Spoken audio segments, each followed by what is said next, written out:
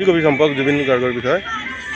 ইমান জুবিন বিষয়ে কালি পৰহি পাই কৈ আছোঁ বা বহুত বেয়া লাগিছে, বহুত দুখজনক কথা এইটো বা জুবিন দা আমাৰ মাজৰ পৰা যে হেৰাই যাব বহুত দুখ লগা কথা।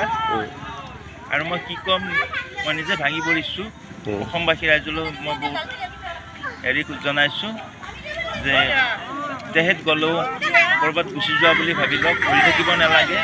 আমিও হতাশ হ'ব নালাগে। মোৰ মাক দেউতাক গালি দি আছে, মোক কৈছে ইমান কিয় হতাশ হৈছা বা কিয় ইমান কৰিছে। মই তেহেঁতৰ লগত চলা ফুৰা কৰি আছিলোঁ বা তেনেকুৱা নহয়, কিন্তু কাণৰ শুনা হেৰাই গ'লেও তেহেঁত আমি যে ভাঙি পৰিম সেইটো নহয়। মানুহৰ জীৱনত থাকে, দুখ সুখ থাকে, সেইটো ভাবি থাকিব নালাগে।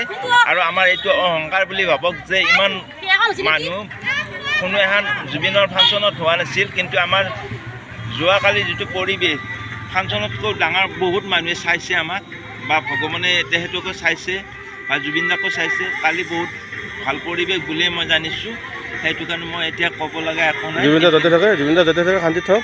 শান্তি থাকক, সেইটোৱে মই জানিম আৰু যে আৰু জুবিন দা জয় জুবিন দা বুলি সকলোৱে জানে, কিন্তু জুবিন দা এটা জুবিন দা বুলি মাতি মৰা নাই, জুবিন দা আমাৰ হৃদয়ত আছে। আৰু জুবিন দা যে আমি জুবিন দা মাতি আছোঁ, কিন্তু জুবিন দা এজন ভগৱান হয়, সেইটো আপোনালোকে বিশ্বাস কৰক, জানি লওক। আৰু জুবিন দাক যে আমি হেৰুৱা নাই, কেতিয়াও হেৰুৱা নাই। য'তে থাকে শান্তিত থাকক, শান্তি থাকক, তেখেতৰ আত্মা শান্তি হওক, এইটোৱে বিচাৰোঁ মই।